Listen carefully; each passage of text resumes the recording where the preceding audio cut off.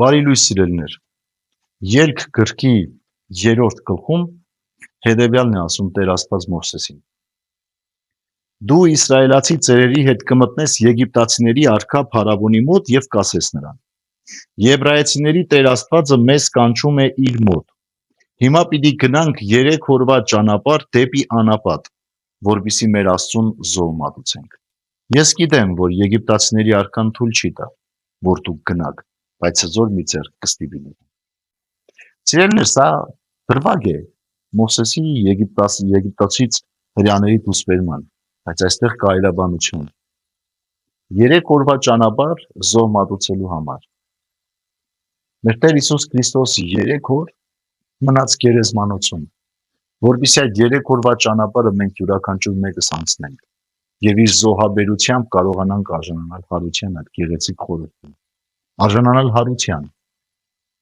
3 օրվա այդ ճանապարհի մեջ մի ամբողջ կյանք է, իմ կյանքն է, ձեր կյանքն է, յուրաքանչյուր մեկիս։ Ասում է Տերը, Եգիպտոսի արքան թույլ չի տալու, որ դուք դուրս գաք, բայց մի ուժեղ ձեռք այնտեղ իր անելիքը կանի։ Եգիպտոսը մեղքն է, սիրելիներս։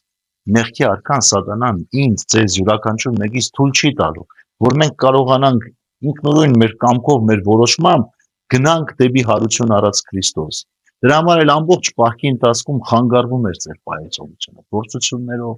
զանազան խնդիրներով, ավելի ծանրացած, քան թվում էր, որ չպիտի լինի, թույլ չի տալիս, բայց մի ամուր ձեռք այնտեղ օգնության է գալու։ Ինչպես որ մեր կյանքում սիրելիներ, երբ մենք կուզենք Տիրոջ հետ այդ 3 օրյա ճանապարհը անցնել, այդտեղ Աստծո ձեռքն է, որ մեզ ուժ է տալիս։ Այդտեղ Աստծո կամքն է, որ մեզ առաջնորդում է, որտեղ մենք ինքնուրույն ի վիճակի չենք լինելու հասկանալու Տիրոջ խաչելությունը, Տիրոջ չարչարանքը, Տիրոջ մահը խաչի վրա, 3 օրյա թաղումը եւ հարություն ապրելը։ Հետևաբար, սիրելիներ, այս դժվարություններով հանդերձ, այս փորձություններով հանդերձ, Տիրոջ հետ անցնենք այդ 3 օրյա ճանապարհը եւ կարողանանք ընդունել Տիրոջ հզոր աջի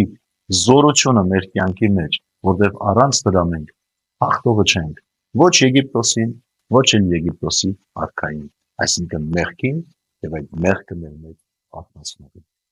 Բարի եւ խաղաղ օր ձեզ բոլորին, Աստված օրհնի ամենքից։